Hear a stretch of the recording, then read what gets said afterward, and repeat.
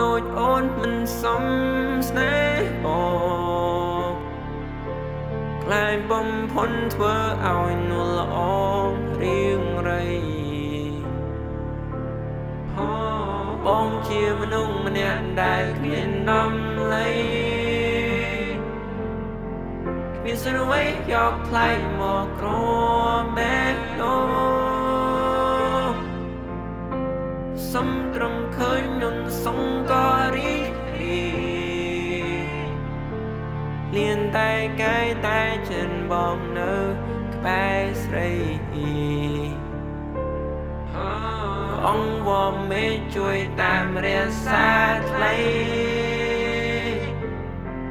សូមពិសេសជួបមនុស្សម្នាក់ដែលល្អជាងបង